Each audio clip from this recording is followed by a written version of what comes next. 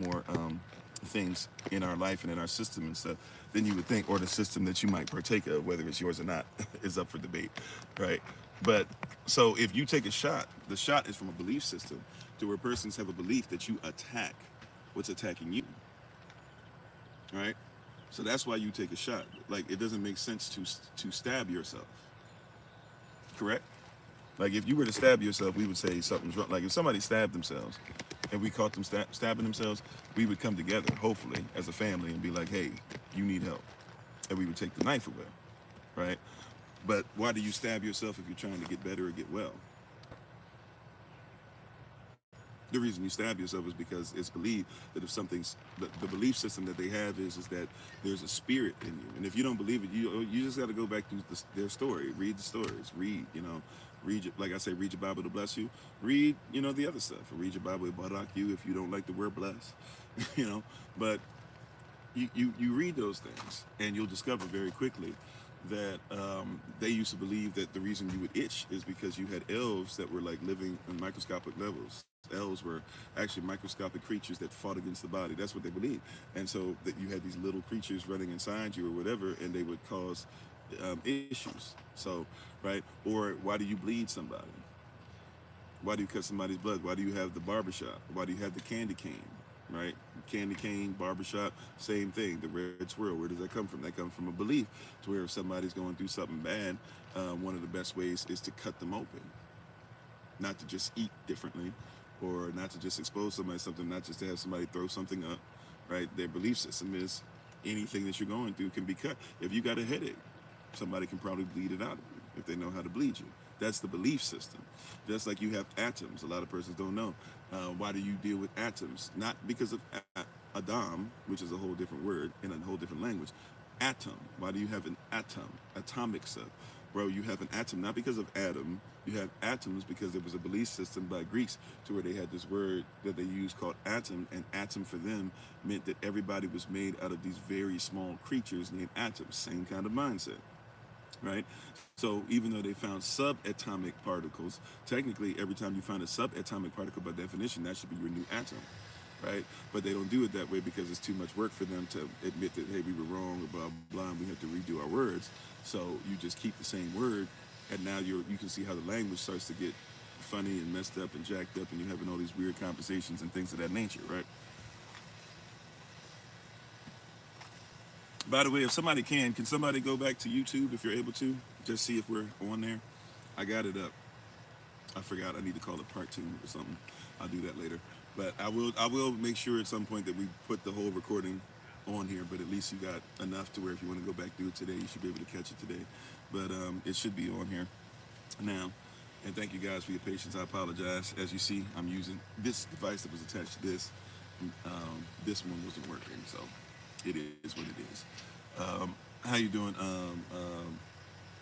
Brother Yosef and Sister Danielle? Praise y'all. All right, YouTube is up. All right, ta-da. Thank you. So,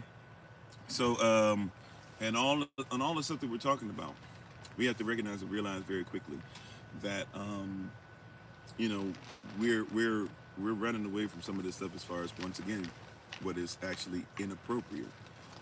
Appropriate is what we are, which is when somebody takes something and changes it so that they can benefit from it. Inappropriate is when we're actually looking at it from the origin of what it was. It's up, okay, thank y'all. It's on, thank y'all. So appropriate. We want to be appropriate. I'm sorry, they want us to be appropriate.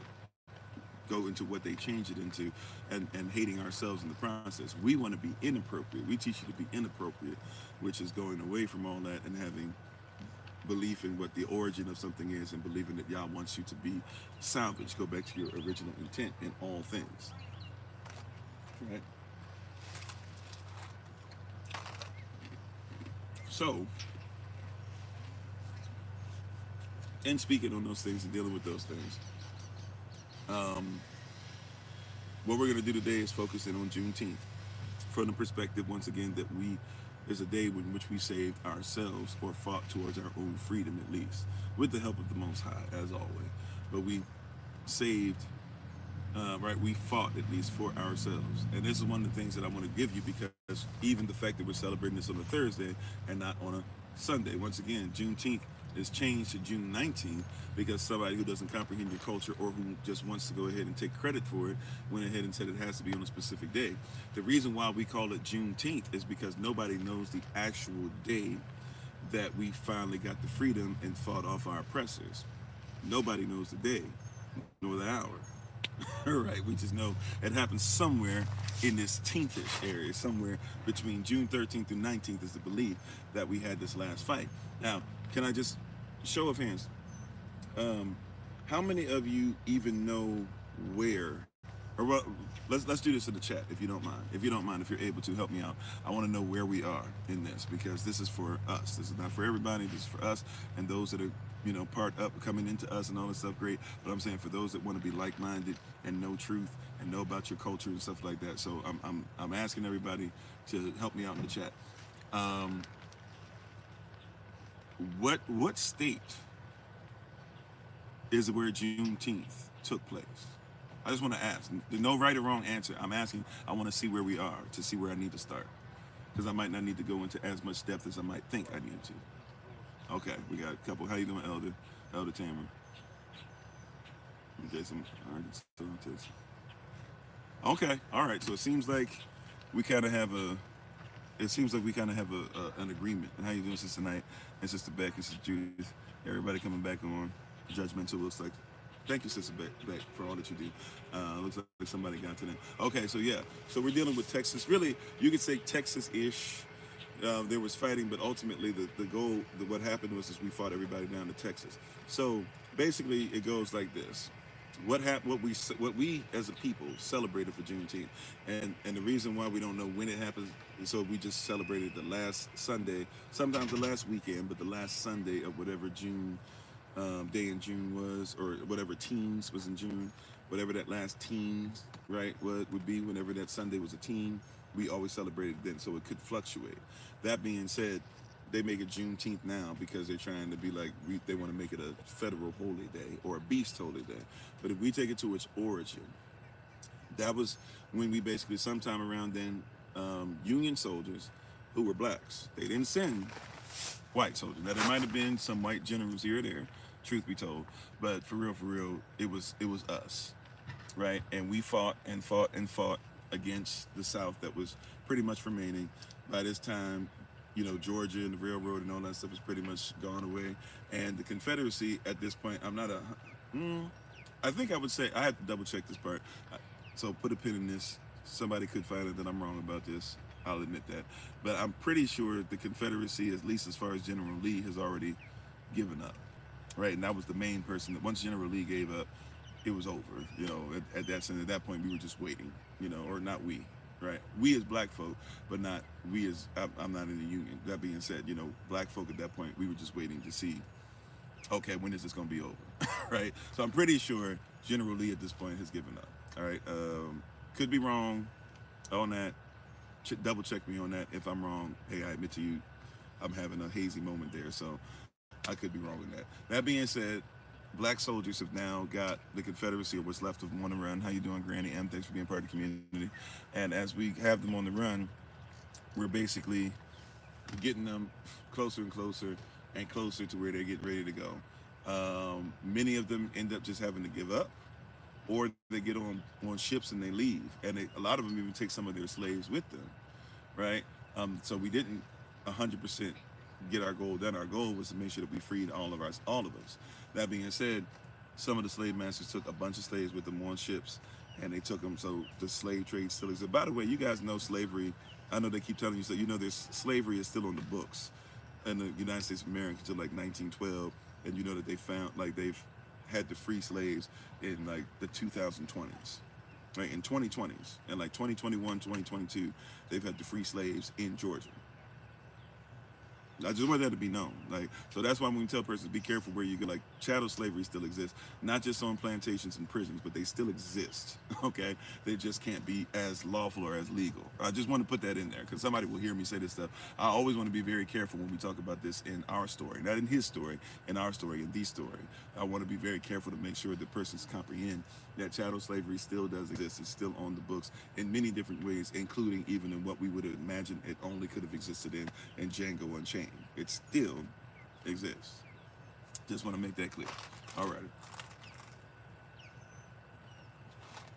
Right. I'm telling you what you can look up. I'm telling you what you can look up on news programs. You can look at the videos of it. I'm not telling you what I heard. I'm telling you what you can see with your own eyes. All right. You said, wasn't this around the same time they were stealing parts of Texas from Mexico? They would have probably, at this point, at this point, Texas is already assumed to be, I don't know if it's complete. Well, yeah, Texas at this point, if it's not completely, I don't know. I have to go back and look before 1861, which is when, the Confederacy starts. But Texas wrote, whenever you talk about the succession of the Confederacy, the states and even territories that succeeded from the Union, that literally means to be born out of it, right? Succeeded from the Union, but they say we're bastards. They were making themselves bastards, basically saying that we have a father called the United States Corporation or the United States of America, but we are going to go ahead and say that we, the children, if you read a lot of their succession letters, the succession letters of Georgia, South Carolina, North Carolina, Missouri, Alabama, I believe, Texas, Florida, you'll discover that they wrote things in there like, hey, we believe that we should succeed because our founding fathers actually, so when you succeed, remember, a succession. If you are a success, you must have a successor. And thank you for the love. How you doing? I hope I'm saying this right. Is it Anivia? Please forgive me if I'm saying it wrong. How are you doing? So, persons don't recognize that's part of the word, right? If I am a success, I should have successors. If I lay down something that's proper, my family should be taken care of. If I lay down something that's proper, my SOC family should be taken care of. If I lay down something that's proper, my Cherokee family should be taken care of, et cetera, right? If I am somebody who is a success, I should have a successor. This is one of the things that you should always look for in any organization, by the way, is who's up next, right? If something were to happen to whoever's in charge, you look at the chain of command, who's up next? Because you're not just as strong as your Moses, you're as strong as your Joshua, right? Man, that's another t-shirt. I'm gonna start putting some of these out. Let me stop. Right? But you're not just as strong as your Moses. If you want to know how strong you are, don't just look at Moses. Look at you're as strong as your Joshua. Joshua is who Moses had ready to go. So if Joshua wasn't strong, right, if Moses is truly a success, Joshua will be a great successor and keep the things going. He won't stop doing what Moses did. He will stand on what Moses did and continue to grow in it, right? So you look at your successors, you look at who's coming up next, right? And see if they're being fed, see how they sound. If you like what the leader is saying, then your successor should sound like the leader. By the way, I've learned this when I was the successor. Every great success story, every great leader, right, is going to have a strong wife behind them. Let's also go this way too. Every great leader is going to have a strong number two behind him, a strong successor, a great servant, somebody who serves well to number one. As number two, at some point when they become number one, they're going to be great. They're going to be great because they gleaned everything. They also served, and so they'll realize that part of what got them where they are is to serve others, including yourself, right? But yeah. So when you look at that, that's when they said they succeeded, they were success. That was a success. So the success of the Union is actually the Confederacy, right? It's a Confederacy that they didn't like, and they had to get them back in order. They had to go spank their child and get their child back in order. But that's a child of the Union. That's what they were gleaning from. They were trying to say they were a sovereign nation because they're actually children of the Union. Now, why would they say that? Well, their argument on the letters that they wrote was that they are successors of their founding fathers. And a lot of persons don't catch that. That's actually a great argument, right? You sounds like how the military is ran. Yeah, military, how it's ran as far as chain of command is awesome. If we had chain of command in our families down, that's how we were growing at one point. If there were clear roles, a clear distinction, and everybody was respected, and if you were under somebody, you had to be protected and fed and given affection and stuff. Yeah, it's awesome, right? In the Bible, when you were talking about those who were in the wilderness, it's very clear. Moses was trying to do everything by himself. His father-in-law, old head, had to come to him and say, Moses, you're going to kill yourself if you don't put together a chain of command. They put together a chain of command. Worked well, right? If you believe in the Messiah, Yahashua, he's walking around and stuff like that. He wasn't by himself. What did he do? He put together a chain of command. It wasn't just the 12 either. You had the 70, you had the 400. That's why he becomes dangerous. He becomes dangerous because he becomes something that persons are following. It's not just one person. Remember, we are a holy nation, royal priesthood, chosen generation, genealogy, family, chosen generation. And if you pass stuff down generationally, remember, that's what trado is, right? If you're a trader, trado is trade. If you trado or trade information to your enemy, that's a trader. But if you trade information to your family, up, down, right, and in the same place you are, that's called tradition. The trade has become a person, place, or thing. That's what tradition is. So yeah, so there's a lot of stuff, but yeah, it should sound like that. If you're building a nation, if you're saying that we're going to take care of each other and take care of ourselves, you should have some of this stuff in order, and that means we have to raise up persons like this. We have to train up, and then those that we train, we have to sow into. See, if you didn't have to work a 9 to 5, but you could be in your work. If we just traded with each other, and you didn't have to work a 9 to 5, so we could trade one with another, and we knew how to barter with each other and stop trying to ask, could we, be served by our enemy, and they won't, and therefore you just keep being in service, indentured servitude, bare minimum, if not outright slavery. Still, just you don't want to call it that. The only way that you get that is to make sure that you have yourself. You fight for yourself. That's why we're talking about today. That Juneteenth is really talking about those who fought for themselves. How you doing, Money Green? Right, and so. But yeah, so when you look at these letters of succession, the successors, the sons, what they said is we're children of what they said was God, and they said they were children of the founding fathers. So what did they say? They said basically, when you look at their letters, they say George Washington, chattel slave owner. By the way, like look at your first. Now we know that there's 9 or 8 presidents before George Washington. He admits that he had 2 presidents that were his favorite. So we're not going to pretend that there weren't presidents before George Washington, right? That being said, George Washington, if you want to go use him as your first president, okay, he's a chattel slave owner. All right. Next one up, John Adams. Pete Person tried to say he wasn't a slave owner, which is something that there's some kind of variance on stories, or at least there's some kind of fight back and forth in. But we'll say this much: if he was in the White House, and he's actually the first president to live in the White House, which was a manor on a plantation called Washington, D.C., right? So he had slaves. You go to the third president, Thomas Jefferson, slave owner. Then went to D.C. and was a slave owner. Then went back to Monticello and died as a slave owner, right?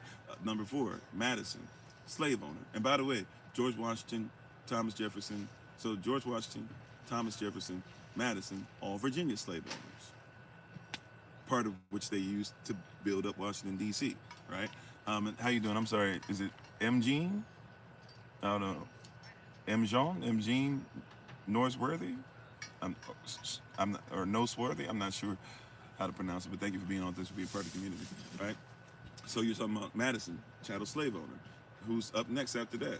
Monroe, chattel slave owner. Like this is who you're dealing with, right? Over and over and over again. You're dealing with chattel slave owners. Even James Madison's son gets in there next.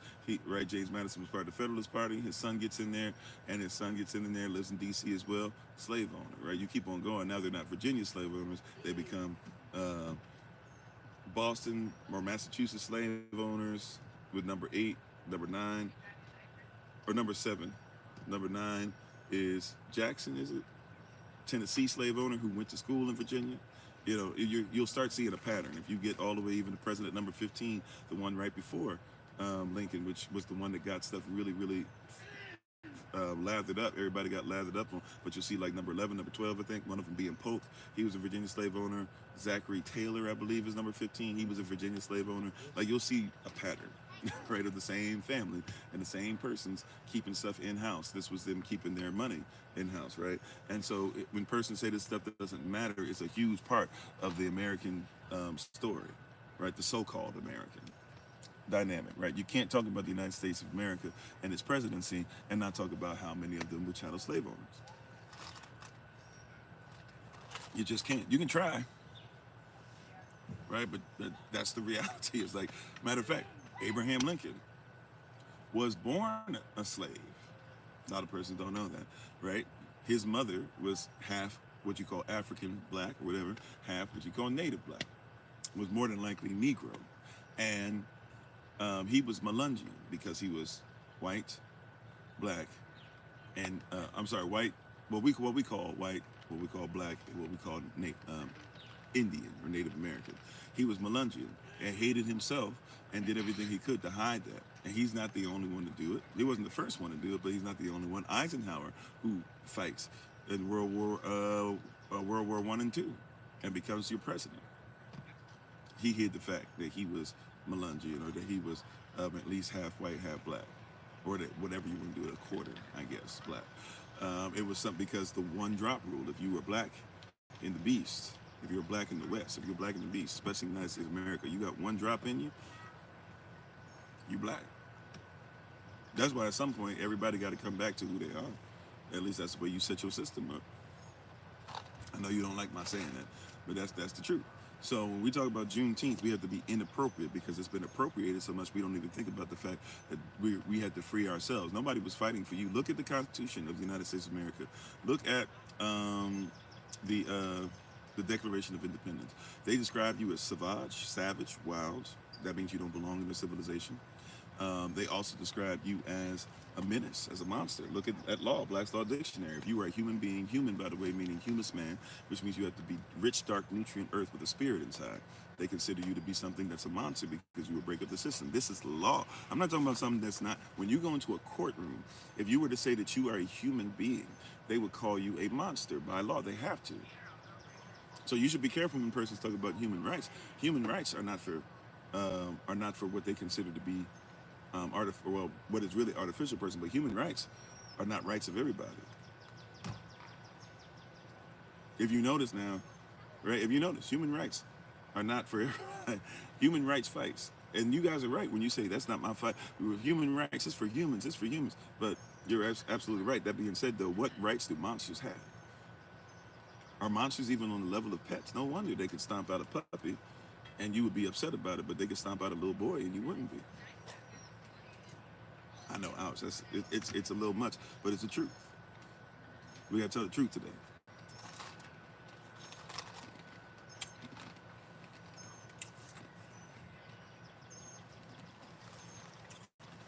That's called projecting. Cool. Tell me how I'm projecting. And usually we start off with a greeting. So peace, hello, shalom. That usually tells me a lot about a person, right? You said it's called projecting. Or I'm not sure. Actually, I don't know which side you're on or where you're coming from. What do you mean by that's called projecting? Let me say it differently. Projecting how so?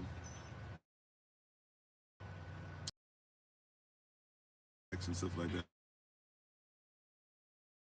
Okay. I just want to make sure. I sometimes